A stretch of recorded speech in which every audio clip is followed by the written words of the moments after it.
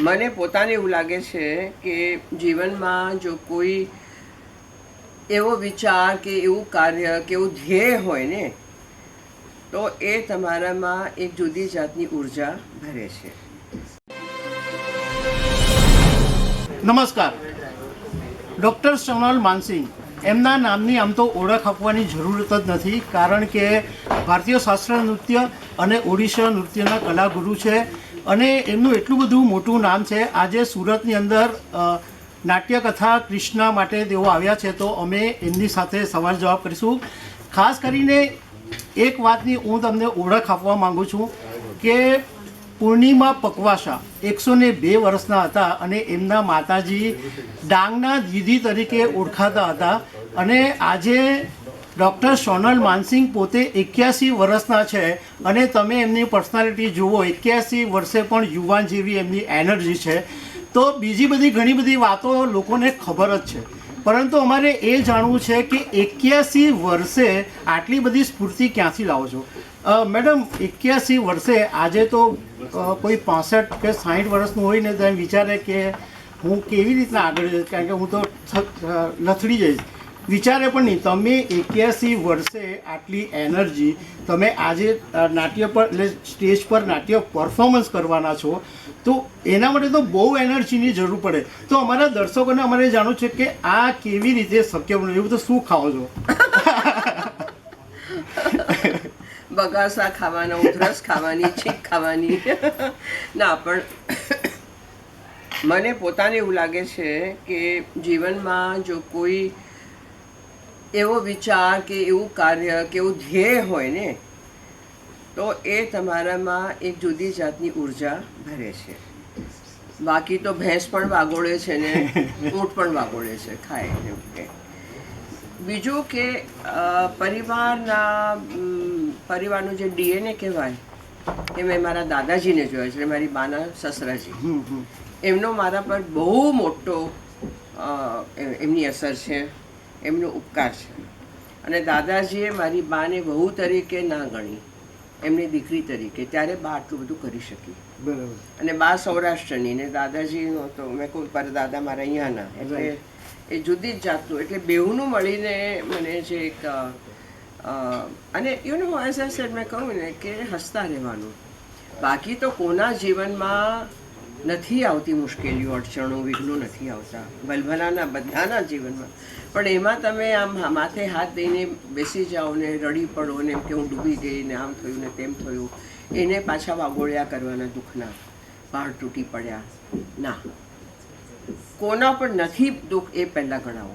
જે બુદ્ધ પાસે ગઈ ને પેલી રડતી કકળતી કે મારા દીકરાને તમે જીવતો કરો, એકનો એક મારું છે ને તમે ખરેખર બુદ્ધ છો, એ છો તો કરો. તો બુદ્ધે હસ્તાસ્તકમાં તમે પહેલાં ગામમાં જઈને એક એક ઘરમાં પૂછી આવો કે તમારા ઘરમાં છેલ્લા વર્ષોમાં કોઈનું મૃત્યુ થયું છે કે નથી થયું.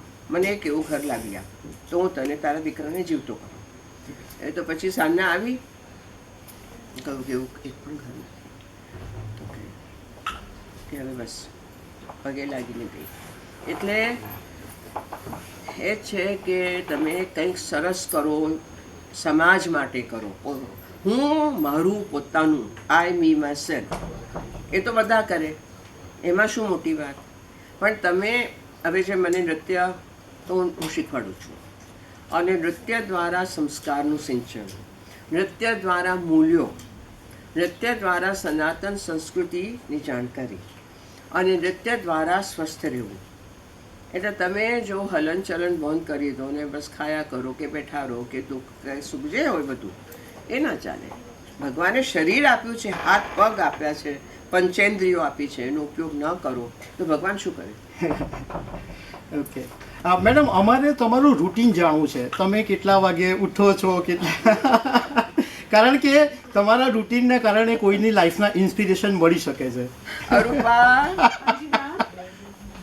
you should have listened to this. I didn't listen. He's asking me about my routine. What time I get up?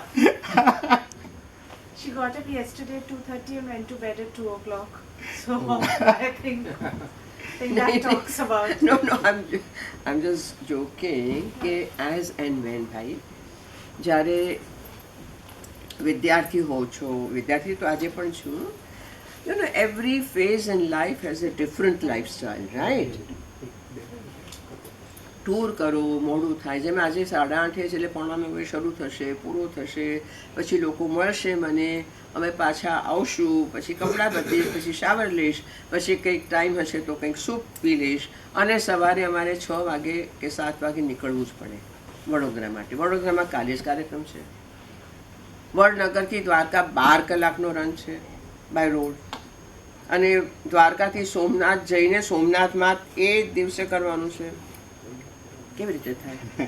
હા, એટલે જ્યાં જે મળ્યું તે ખાધું, ન મળ્યું તો કાંઈ નહીં, કેળું ખાઈ લીધું, સાથે હું ચણા રાખું છું, ચણાની 2 મુઠ્ઠીઓ ખાઈ લીધી, પાણી ખૂબ પીવું, પાણી તો મારું જીવન છે.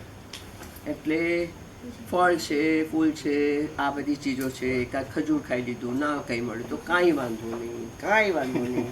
આવા ઉપવાસો તો મારા કેટલાય થઈ ગયા છે. ઓકે મેડમ, છેલ્લી વાત પૂછી લઈશ કે આજના જે યુવાનો છે એને કદાચ કૃષ્ણ વિશે એટલી બધી નથી ખબર, તો તમે એમને શું મેસેજ આપશો કૃષ્ણ માટે? કૃષ્ણ માટે આપણે ગુજરાતમાં શું મેસેજ આપવાનો હોય કે કોઈને પણ?